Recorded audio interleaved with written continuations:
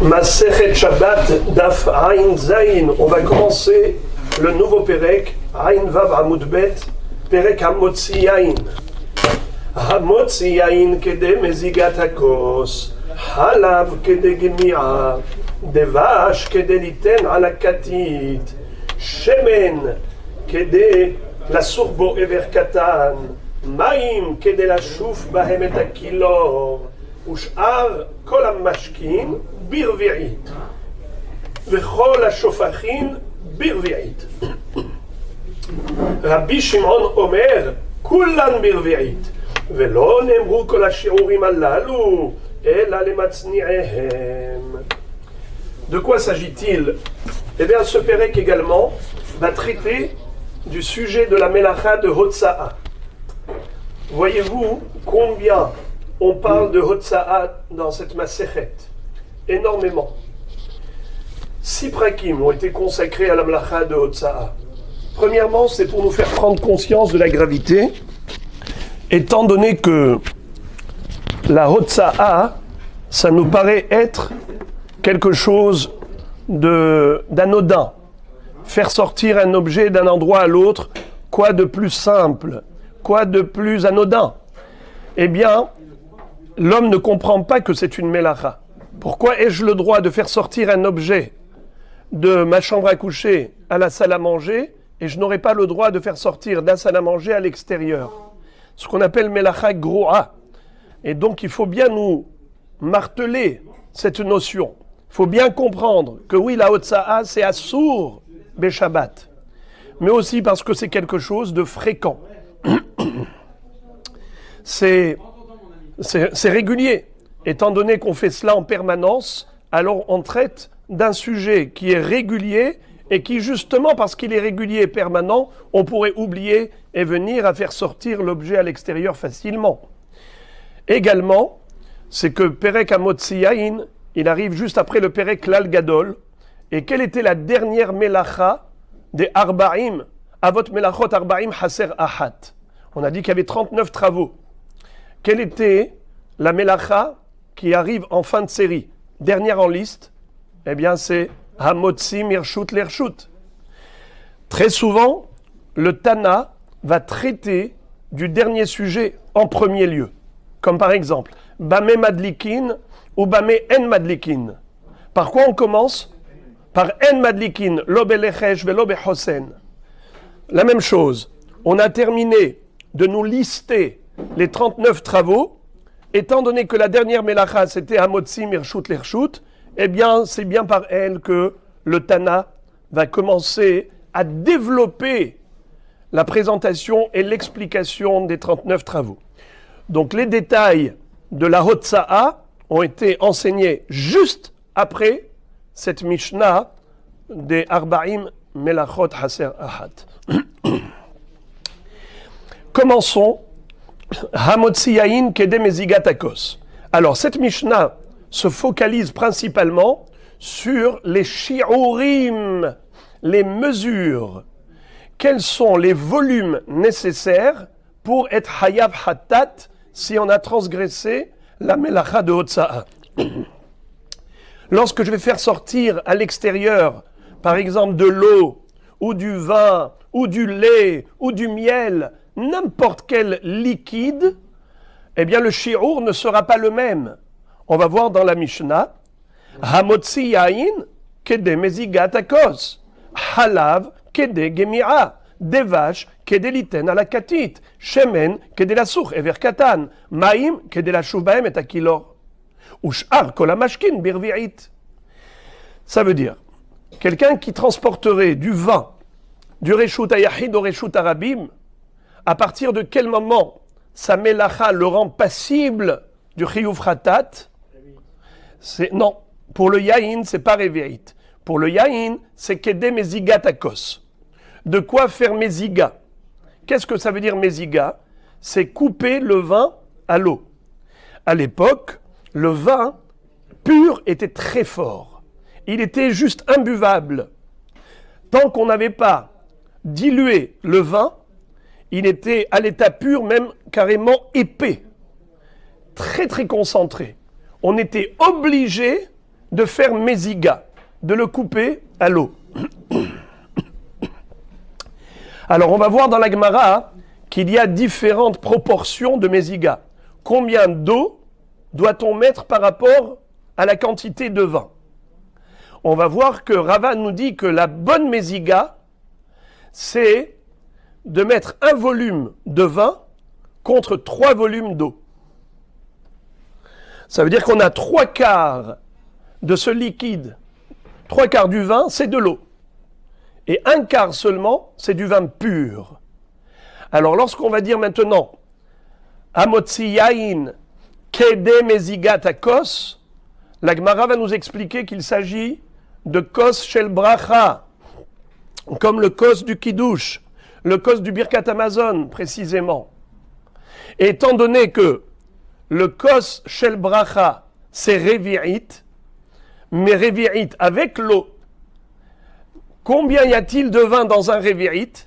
Puisqu'on a dit que le vin, on le dilue avec 3/4 d'eau, il y a 1/4 de vin. Alors donc c'est 1/4 du revi'it.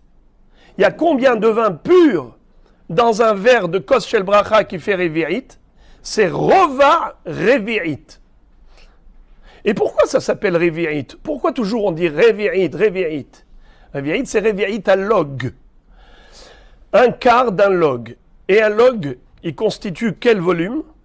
Shisha betzim. Dans un log, il y a le volume de 6 œufs.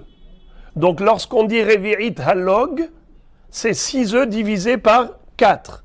Combien y a-t-il dans un quart de log? Un œuf et demi.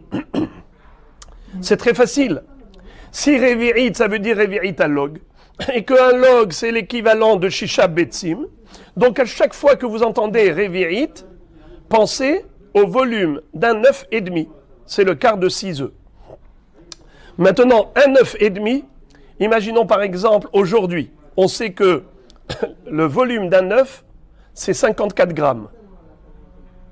Un œuf et demi, c'est combien? 54 divisé par 2 multiplié par 3. Eh bien, 54 divisé par 2 égale 27. 27 multiplié par 3, 81. Combien mesure un revi'it? Eh bien, 81 grammes. 8 centilitres,1. C'est ça le revi'it. Alors maintenant, kazaït, pardon, rova revi'it, excusez-moi. Rova revi'it, ça fait combien?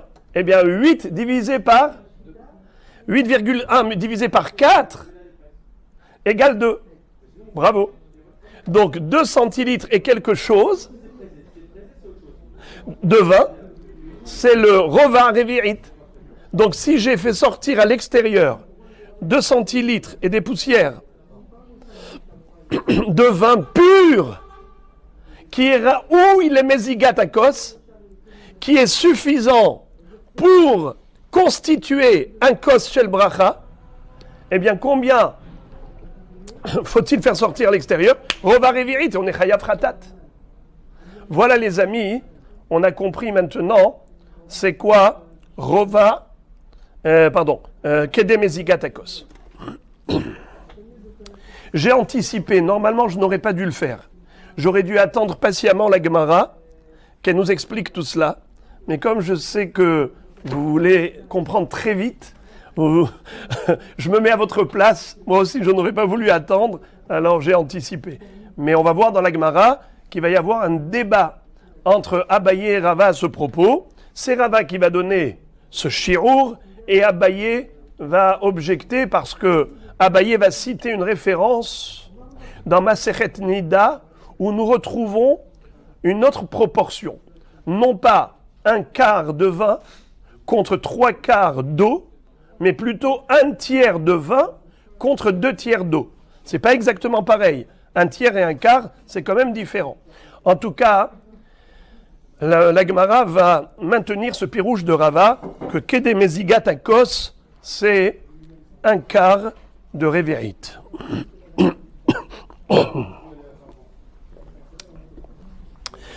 Halav, Kede Gemi'a. Combien c'est halav? Quel est le volume de lait qu'on doit faire sortir pour être hayav hatat? C'est si on a fait sortir combien? Eh bien, Kedé Gemira, une gorgée. Une gorgée, c'est combien? Le Ramban nous dit que c'est moins que Melolugmav. C'est quoi Melolugmav? Melolugmav, c'est Rov Revi'it. Revi'it, on a dit que c'était combien? 8 centilitres,1. Combien c'est le Rov de Revi'it? 4,1. 4,1, c'est le Rov de 8,1. Moins que cela, c'est une gorgée. Alors 4 ou 3,9. En tout cas, c'est sûr que c'est pas 4,1, c'est moins. Une gorgée d'un homme moyen. Bien sûr qu'on a des gosiers gigantesques. Si la personne est très forte, n'est-ce pas, imposante, quelqu'un qui est très maigre, très mince, donc il a un petit gosier, on parle de la moyenne. Des vaches, kedéliten à la katite, celui qui transporterait du miel, quel est le volume qui le rend passible du korban khatat? De quoi soigner une katite? Qu'est-ce que c'est que katite? Ce sont des lésions qu'on retrouve sur le dos du chameau ou sur le dos de l'âne ou du cheval. À force de transporter des fardeaux, les sangles frottent la peau et petit à petit, il est blessé. Pour cicatriser la katite, n'est-ce pas? Qu'est-ce qu'on met? On met du miel. Ça sert de traitement médical.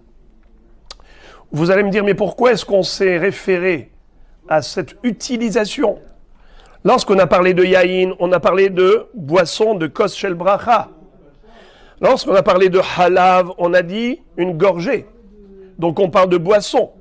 Et lorsqu'on a parlé de miel, du coup on est passé au traitement médical d'une blessure des chameaux ou des ânes. Pourquoi est-ce que on a viré à gauche? Pourquoi est-ce qu'on parle des animaux? On aurait dû prendre comme référence une utilisation humaine, c'est-à-dire la consommation du miel. Combien on consomme en général, au minimum?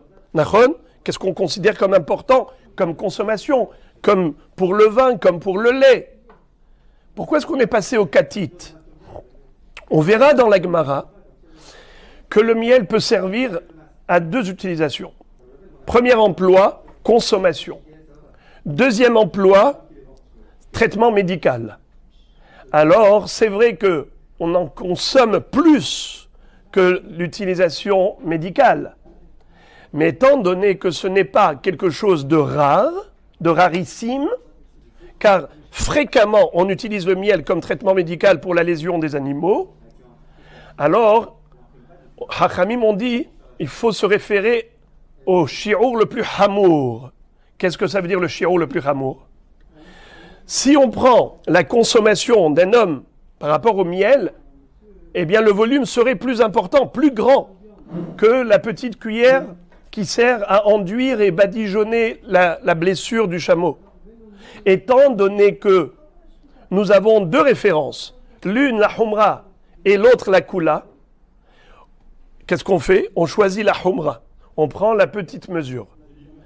Le volume du traitement médical est inférieur au volume de la consommation.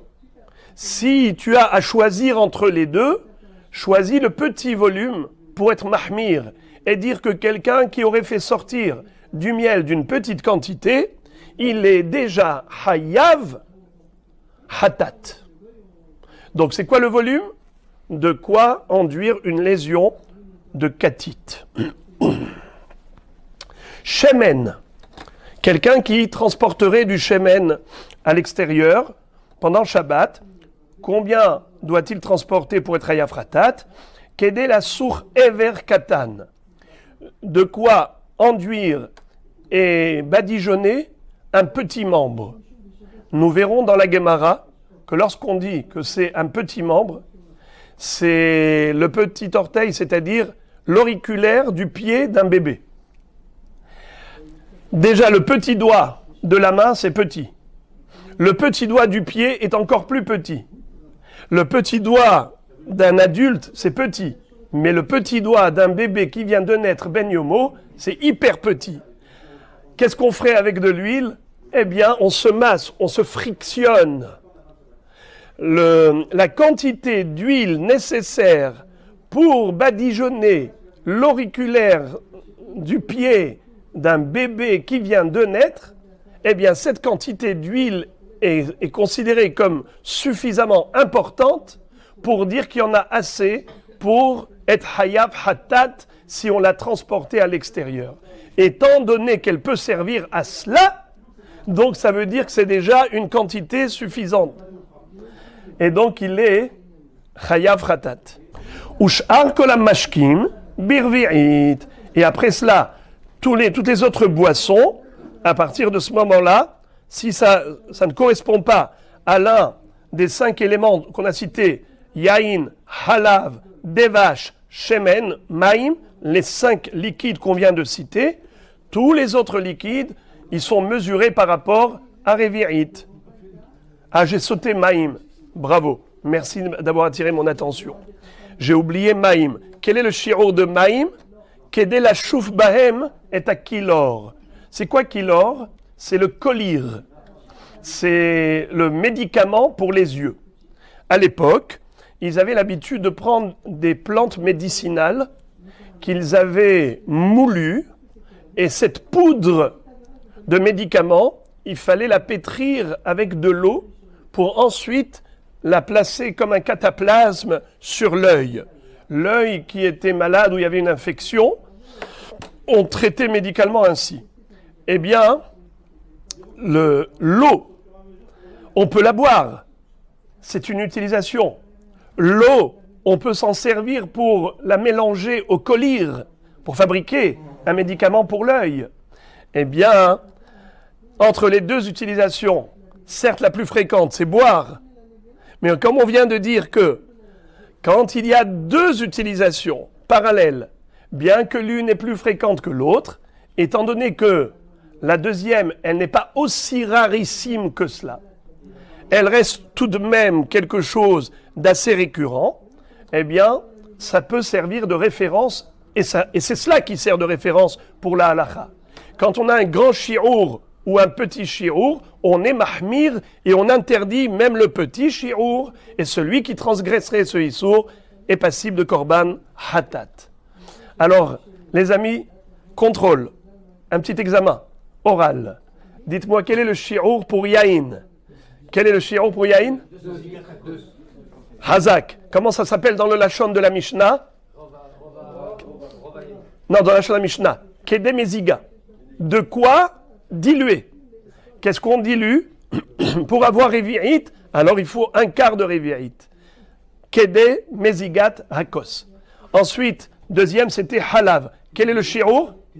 Kedé gmi'a, c'est-à-dire une gorgée. Des vaches, le miel. Non, le miel. C'est pour soigner les blessures des animaux. Comment ça s'appelle en hébreu ces blessures? Katit.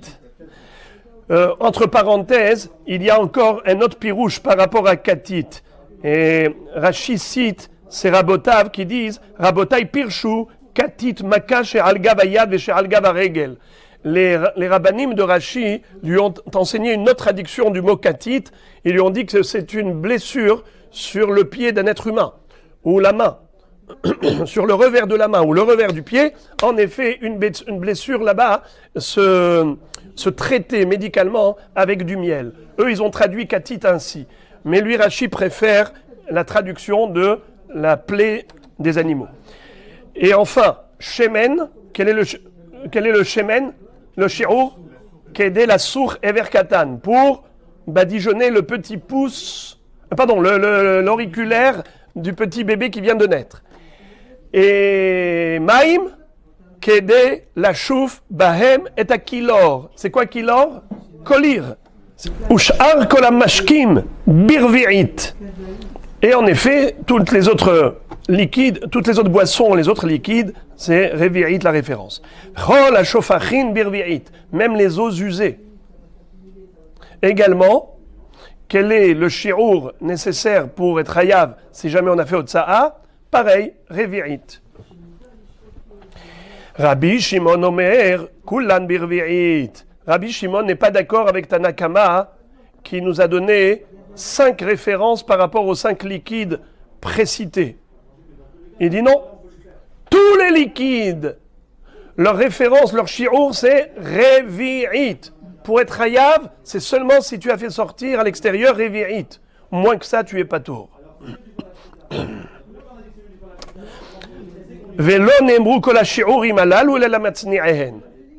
Rabbi Shimon dit, j'en conviens, je suis d'accord avec toi, que ces shi'urim ont été donnés par les chachamim, mais pas pour le standard, pas pour un shi'ur classique, c'est uniquement pour les matzni'im. Qu'est-ce que ça veut dire matzni'ehem?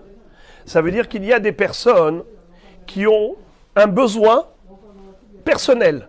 Par exemple, un homme qui travaille au laboratoire et il fait des analyses biologiques dans son laboratoire. Pour lui, même cette petite quantité de miel, cette petite quantité de n'importe quel liquide qu'on vient de dire, eh bien pour lui c'est important. Ou bien par exemple, quelqu'un qui est très pauvre, pour lui, cette quantité d'huile, cette quantité de miel, ça a son importance. Alors il garde.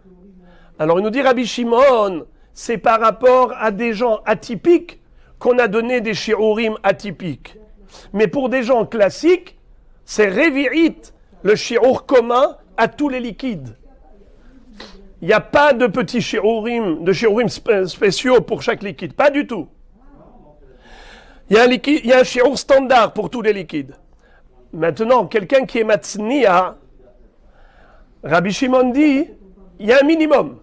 Quand est-ce qu'il serait chayav, l'homme atypique qui a gardé même cette petite quantité chez lui à la maison et pendant Shabbat, il a transporté à l'extérieur, il serait chayav que s'il a fait sortir au minimum ses shi'urim. S'il a transporté moins que ses shi'urim, il n'est pas tour.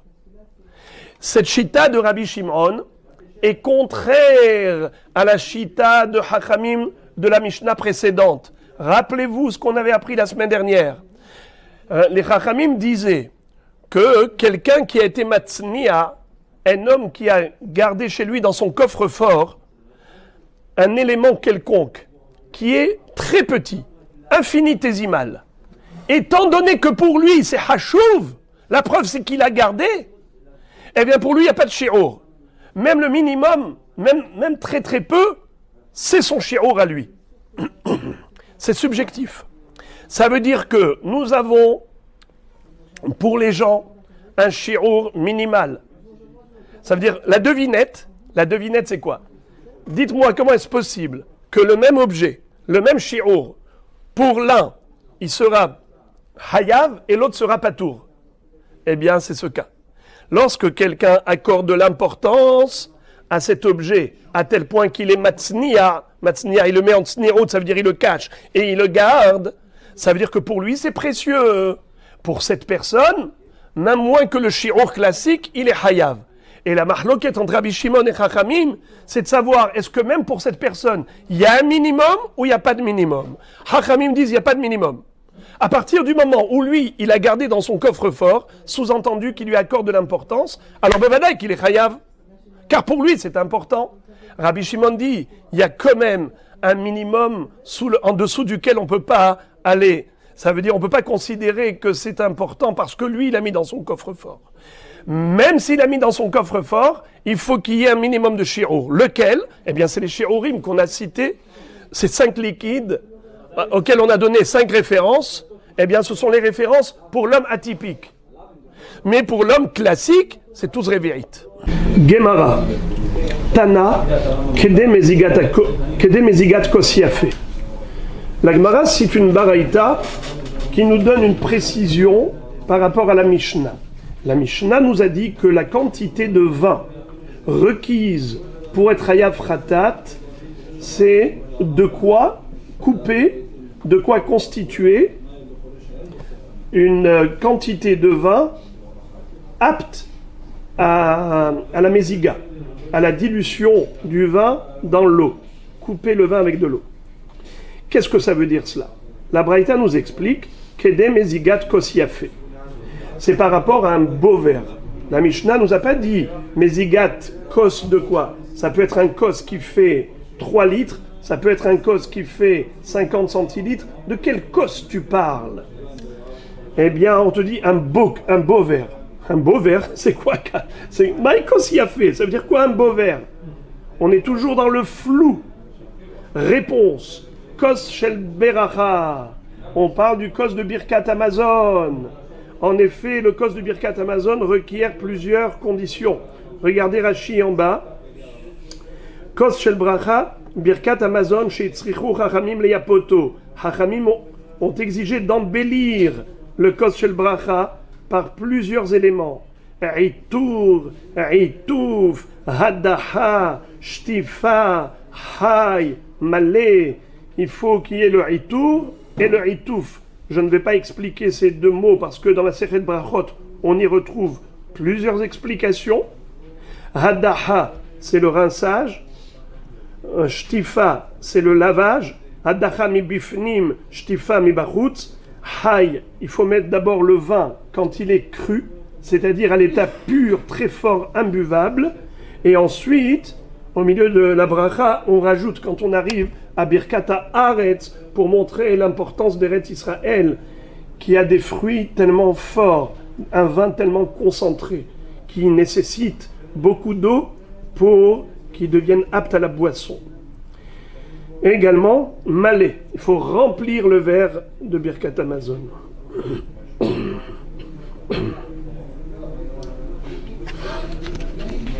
Amar Rav Nachman, Amar Rabba bar Avua, kos shel bracha, tzarich sheyeh bo rova revi'it, kedei sheyimzegenu veya'amod al revi'it.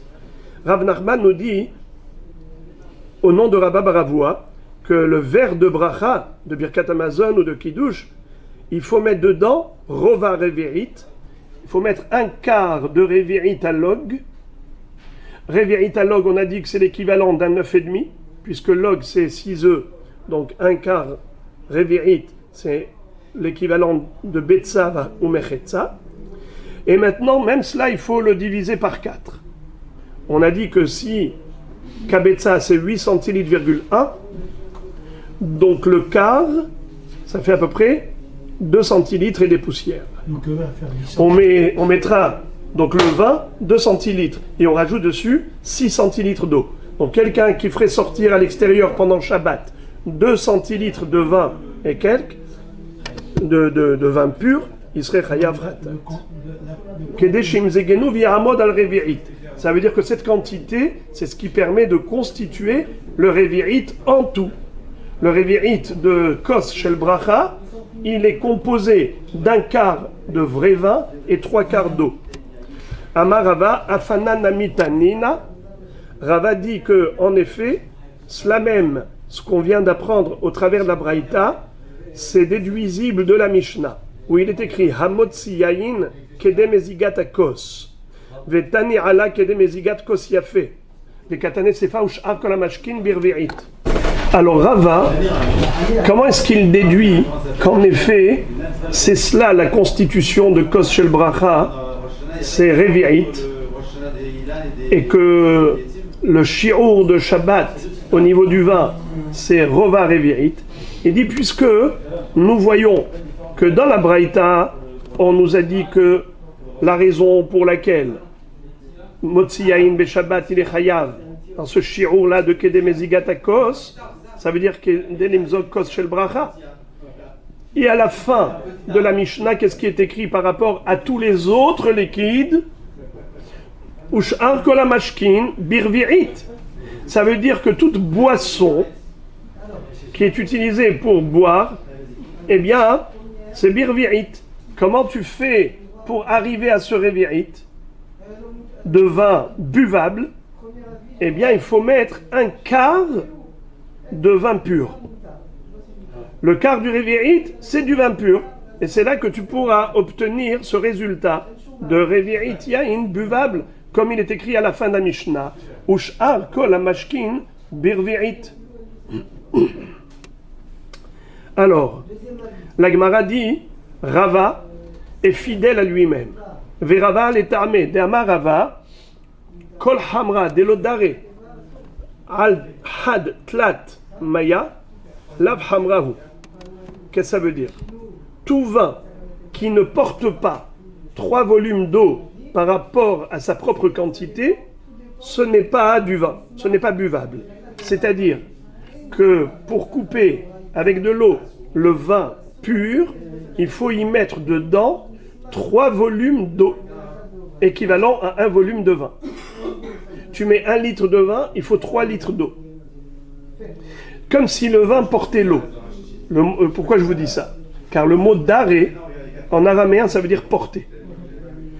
Kol hamra, tout vin, des lots daré, qui ne portent pas, al-had, pour 1 volume, tlat maya, 3 volumes d'eau, lav hamrahu, ce n'est pas du vin buvable. Ça veut dire que c'est cette proportion au niveau du mélange de l'eau avec le vin pour que le vin pur soit buvable. Donc en fait, grâce à la Baraïta, on a compris un détail qui n'était pas précisé dans la Mishnah, c'est déjà qu'on parle de Mezigat Akos, Kos Shel Bracha, c'est-à-dire Revi'it, ça c'est la base. Ensuite, Rava a rajouté un deuxième détail important, c'est que même dans le Revi'it lui-même, il y a 1/4 de Revi'it seulement qui est le vin. Pour pouvoir constituer un Revi'it de vin buvable, il faut mélanger dans l'eau 1/4 de vin pur et 3 quarts d'eau pour avoir un Revi'it de vin buvable. Donc tout cela, c'est des précisions qu'on n'avait pas dans la Mishnah initialement. Amar Abaye shtet shuvot badava. Abaye n'est pas d'accord avec Rava par rapport à 2 objections qu'il a. Hada, premièrement, comment tu peux dire que c'est 1/4 de vin par rapport à 3 quarts d'eau? Pourtant, il y a une Mishnah dans Masechet Nida qui nous a fait la liste des différentes couleurs de sang qui est tamé. Et une liste de différentes couleurs de sang qui est tahor. Pas tous les sangs sont tamés. Il y a Chamisha Damim Temeim, Chamisha Damim Tehorim.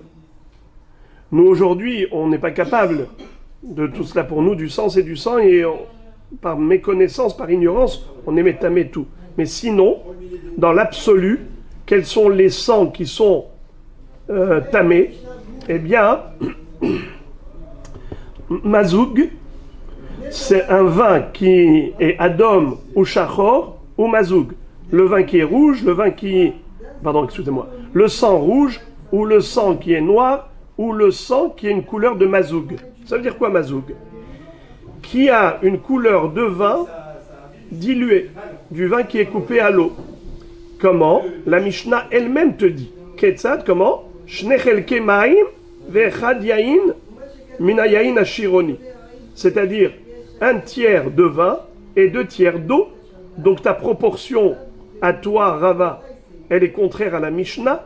Toi, tu as dit que des meziga takos. C'est quoi une meziga? C'est 1/4 de vin pur et 3 quarts d'eau. C'est faux. La Mishnah dans Masechet Nida nous a dit que la proportion, elle est de 1/3 de vin de Chironi, de la région du Sharon, et 2/3 d'eau.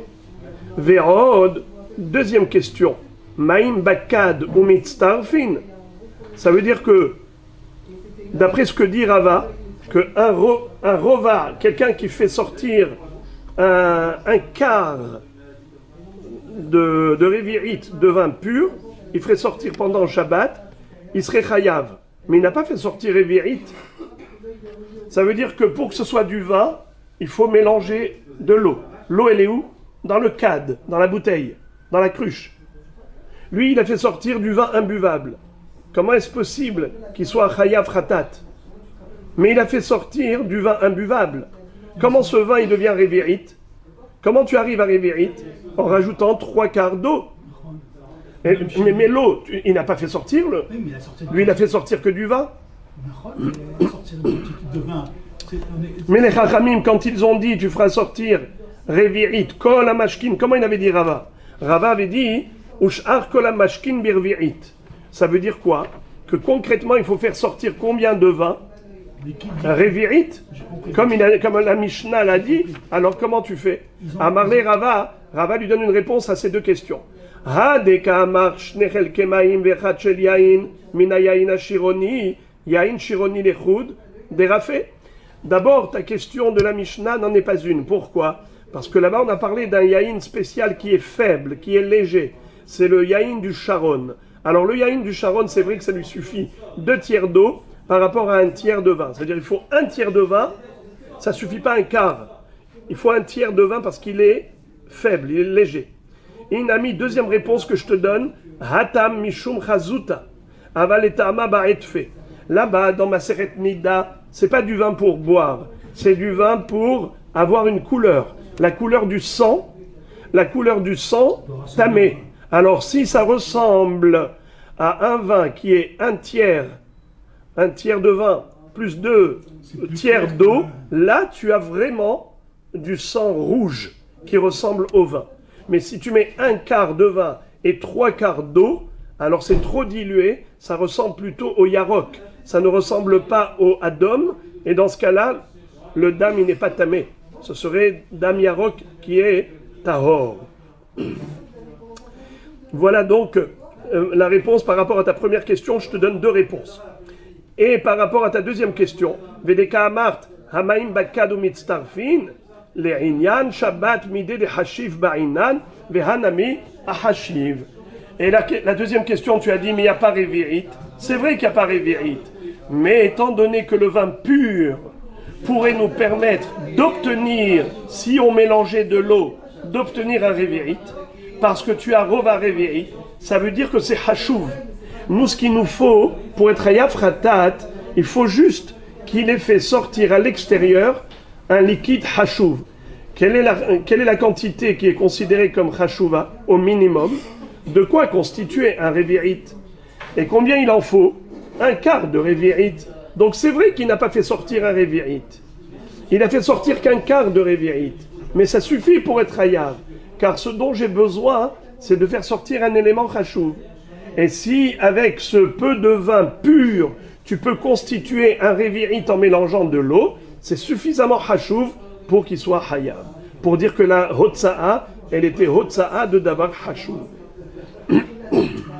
On n'a pas besoin de la quantité, on a besoin de la qualité qui peut nous permettre de constituer la quantité requise au cas où on veut boire. Puisqu'on a parlé du shi'ur hashuv, maintenant on va parler d'un autre shi'ur hashuv. Tana yavesh bekazait, divrei Rabbi Nathan. Qu'est-ce que ça veut dire?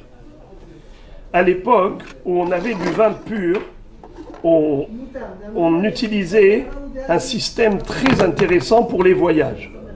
Lorsque je pars en voyage et j'ai envie de prendre avec moi du vin, si je prends du vin en bouteille, ça prend beaucoup de place. On n'avait pas de train et d'avion, des voitures. Il fallait porter sur l'âne, sur le dos d'âne. Combien d'ânes je vais prendre? Combien de chameaux? Combien moi je vais porter? Alors on essayait de réduire le volume de ce qu'on avait. Le vin pur, comment on faisait? On l'évaporait. Et donc, lorsque j'avais un révérite de vin pur, je le faisais sécher, il coagulait, il devenait solide, et il devenait kazaït. Ça veut dire qu'avec un révérite de vin pur, j'obtenais un tiers, un kazaït de vin sec, de vin coagulé, qu'on appelle du vin solidifié. Alors le vin solide, je rappelle que kazaït, c'est la moitié de kabetza. Il y a une marloquette, il y a ceux qui disent un tiers de kabetza, mais prenons la chita classique. Un kazaït, c'est 27 grammes. Une betza, c'est 54 grammes. Donc, kazaït, c'est la moitié de kabetza. Un révérite, halog, c'est une betza et demi. Puisque dans un log, il y a 6 betzim, 6 divisé par 4 égale un 9 et demi. Donc, c'est combien kazaït par rapport à révérite? Un tiers. Puisque kazaït, c'est une demi-betza, et révérite, c'est une betza et demi. Donc, si j'ai évaporé un révérite de vin liquide à l'état pur et j'ai obtenu un kazaït sec, solide, ça veut dire que j'ai réduit d'un tiers. J'ai réduit de 2 tiers, puisque c'était liquide. Alors justement, Yavesh,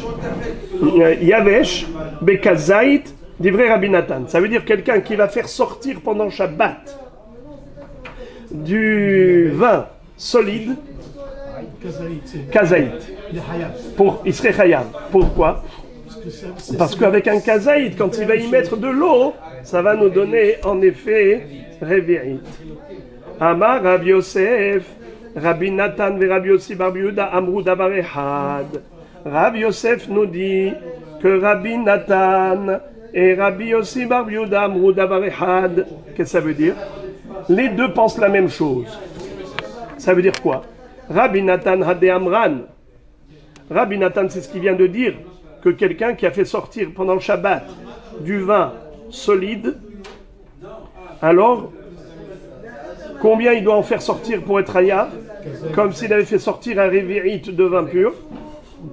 Kazaït. Rashi donne une explication très belle pour répondre à une question sous-jacente. A priori, il y a ici une anomalie, une incohérence. Car d'après Rabbi Nathan, il doit faire sortir combien de vin solide pour être Hayav? Kazaït. Si je mets dedans de l'eau dans ce kazaït, en fait, je vais obtenir quoi? Un Révi'it de vin pur. Parce que le vin à l'état pur, comment j'ai obtenu ce kazaït? C'est que j'avais un Révi'it de Yain Hay, de vin pur. Or, d'habitude, on n'exige pas un Révi'it de vin pur, on exige Rova Révi'it. Donc déjà, avec un quart de Révi'it, ça suffit pour être Hayav.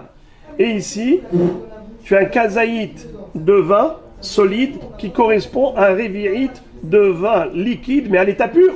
Et on n'a jamais exigé Révi'it à l'état pur. Comment ça se fait qu'ici, on a besoin d'un kazaït qui est l'équivalent de Révi'it de Yain Hay? Rachidi, réponse. Bekarouche, le vin coagulé, Révi'it Shlema Ba'inan, des laves barméziga. On a besoin d'un Révi'it Mamash qui a été solidifié. Pourquoi?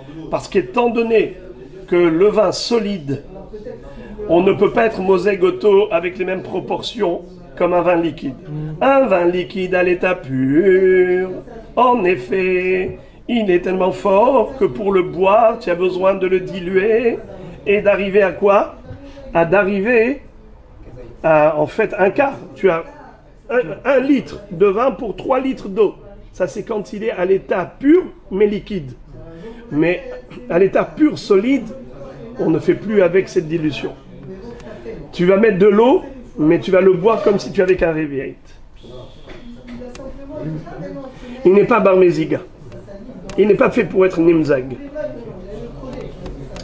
Alors, la Gemara dit, Rabbi Yossi Bar Yehuda, il pense a priori pareil. C'est ce que dit Rabbi Yosef. Detania, Rabbi Yehuda Omer Shisha Devarim, Mikule Bet Shammai Umechomre Bet Hillel. Il y a 6 éléments pour lesquels Bet Shammai sont mekilim et Bet Hillel sont mahmirim. Contrairement à l'habitude. En règle générale, Bet Hillel sont mekilim et Bet Shammai sont stricts. Et là, c'est le contraire. Ceux qui sont tolérants, c'est Bet Shammai, et Bet Hillel sont plus stricts. Par rapport à 6 halachot. Bémet, il n'y a pas que 6 halachot. Il y en a beaucoup plus, où on retrouve cette inversion de la démarche, de l'approche. Mais, là, on parle de ce qui a été relaté par Rabbi Yehuda. Rabbi Yehuda Omer, Shishat Barim Mikule Bet Shammai, Mechomre Bet Hillel. Entre autres, Dam Nevela, Bet Shammai Metaharim, ou Bet Hillel Metameim. Amar Rabbi Yossi Bar Yehuda, Af Kshetim'u Bet Hillel lo tim'u ila Dam sheyesh bo Revi'it, ho'il v'yachol likrosh v'la'amod al kazaït. Quelle est la mahloket entre Bet Shammai et Bet Hillel? C'est à propos de Tum'at Nevela. Si on touche une charogne, une Nevela, on devient tamé, bien sûr. Quel est le din si on touche le sang de la charogne? Est-ce qu'on deviendrait tamé? Alors la halakha est la suivante. D'après Bet Hillel, non. Pardon, d'après Bet Hillel, oui, on est tamé. Bet Shammai, non. On est tahor. C'est seulement la chair, le corps de la nevela qui rend tamé. Mais le sang liquide, non. Maintenant, Bet Hillel qui ont dit tamé, c'est à l'état liquide. Quel est le din si le sang est coagulé? Alors écoutez ce que dit Rabbi Yossi bar Yehuda. Av kshetimu bet Hillel otimu el abedam sheshbo revi'it ho'il viachol likrosh ve'la'amod al kazait. En réalité, le shi'ur de Tum'at Nevela, c'est Kazaït Nevela, si c'était de la chair. Mais si c'est du liquide, Kazaït de liquide, non, ça ne suffit pas. Même Bet Hillel qui ont dit que oui, c'est métamé, c'est uniquement si tu as révi'it de sang qui, une fois évaporé et coagulé, arrive à un shi'ur d'un Kazaït. Donc, un Kazaït de sang coagulé, c'est l'équivalent de révi'it de sang liquide. Donc un tiers. On a déjà dit plusieurs fois que dans un révi'it, il y a 3 kazaït. Alors, a priori, c'est exactement pareil. Rabbi Nathan nous a dit pour le vin, quelqu'un qui ferait sortir Shabbat du vin à l'état liquide, s'il fait sortir un révi'it, pareil, s'il a fait sortir un kazaït de vin coagulé, de vin séché, la même proportion, on retrouve à propos du sang de Nevela. D'après Rabbi Yossi bar Yehuda, il a dit qu'un révi'it de sang correspond à un kazaït de sang solide, de sang coagulé. Amar Abaye din Malohi. Abaye va dire à son maître, Rabbi Yosef, bien que tu aies mis au diapason ces deux rabbanim, c'est-à-dire Rabbi Nathan et Rabbi Yossi bar Yehuda, moi je ne suis pas d'accord. Car il se peut qu'il n'y a aucun rapport entre les deux. Amar Abaye, Din Malohi, Abaye réfute cette comparaison entre l'opinion de Rabbi Nathan et l'opinion de Rabbi Yossi bar Yehuda. Pourquoi? Din Malohi, Ad kan lo kama Rabbi Nathan hacha de ba'e revi'it el abiyain de kalish aval bedam de samir lo ba'e revi'it. Peut-être que Rabbi Nathan a exigé en effet un revi'it de vin pour correspondre à un kazaït de comment on appelle ça, de vin. Quand tu mélanges 3 volumes d'eau, c'est parce que le vin, il est kalish, il est faible. Aval bedam des samir, c'est-à-dire le sang est beaucoup plus épais que le vin. Le vin, il est plus fluide. Il y a une kalish. Aval bedam des samir. Mais le sang, il est beaucoup plus épais que le vin. Peut-être que l'oba est révi'it. On n'a pas besoin d'un révi'it de sang pour constituer kazaït de sang. Il est fort possible qu'avec beaucoup moins de sang liquide, on obtient un kazaït de sang solide. Donc il n'y a aucun rapport entre le vin et le sang. Pourquoi tu as dit qu'ils pensent pareil tous les deux? Même Rabbi Nathan qui a dit qu'avec un révi'it de vin, on obtient kazaït de vin coagulé, c'est parce que le vin, à l'état pur, il est fluide. Tandis que le sang, à l'état pur, il est épais. Alors avec moins de révi'it, je pourrais obtenir un kazaït de sang. Inami, je peux te dire aussi, à contrario, à l'inverse. Ad kan lo kama Rabbi Yossi bar Yehuda atam de kazaït sagile bervi'it et la bedam de samir. Aval yain de kalish, kazaït ave yoter mi revi'it, vechim apik pachot mi kazaït lichyav. Rabbi Yossi bar Yehuda qui a dit à propos du sang, qu'en effet, avec un révi'it de sang, je peux obtenir un kazaït de sang solide. Révi'it de sang liquide me produit un kazaït de sang solide, de sang coagulé. C'est parce que le sang, il est samir, il est épais. Aval yain de kalish, mais le vin qui est plus fluide, il se peut que kazaït have, c'est-à-dire que kazaït have yoter mi revi'it, c'est-à-dire que un kazaït de sang, c'est plus que revi'it. Excusez-moi. Un kazaït de vin liquide,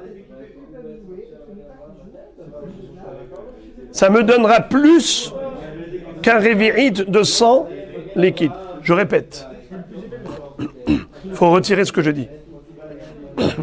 Aval yain de kalish, mais le vin qui est plus fluide, alors kazaït have yoter mi revi'it. C'est-à-dire que un kazaït de vin coagulé, c'est plus qu'un révirite de vin liquide. Vechimapik, pachot mikazaït lihyab. Et s'il faisait sortir du vin solide, même moins que kazaït, il devrait être hayav. Pourquoi? Parce que le vin, comme il est liquide, non, le vin comme il est plus fluide que le sang, si j'ai kazaït de vin coagulé, c'est que j'ai plus que révirite. Donc moins de kazaït, c'est révirite. Je peux avoir du révirite liquide avec moins de kazaït de vin solide. Et de ce fait, il se peut que d'après Rabbi Yossi bar Yehuda, il ne serait pas d'accord avec Rabbi Nathan. Rabbi Nathan a dit qu'on est chayav en faisant sortir un kazaït de vin solide, parce qu'il correspond à un révirite de vin liquide. Il se peut que Rabbi Yossi bar Yehuda ne pense pas pareil. Lui, pour Rabbi Yossi bar Yehuda, au niveau du sang, oui, c'est ce qu'il a dit. Mais il y a choliot qu'au niveau du vin, qui est plus fluide que le sang, alors un kazaït de vin solide, c'est plus qu'un révirite de vin liquide. Et puisqu'il est suffisant d'avoir un révirite de vin liquide pour être chayav, donc même moins de kazaït de vin solide, on est aussi chayav, si on le fait sortir. En d'autres termes, Abaye dit à Rava, aucun rapport. Tu as mis au diapason Rabbi Nathan et Rabbi Yossi bar Yehuda, aucun rapport. Ni Rabbi Nathan n'est d'accord avec Rabbi Yossi bar Yehuda, et ni Rabbi Yossi bar Yehuda n'est d'accord avec Rabbi Nathan. Rabbi Nathan a parlé du vin, Rabbi Yossi bar Yehuda a parlé du sang. Il se peut que Rabbi Nathan n'est pas d'accord avec lui pour le sang, et Rabbi Yossi bar Yehuda n'est pas d'accord avec Rabbi Nathan pour le vin. Fin du débat entre Abaye et Rabbi Yosef. Alors, Rabotai, pour ce matin, on va s'arrêter là.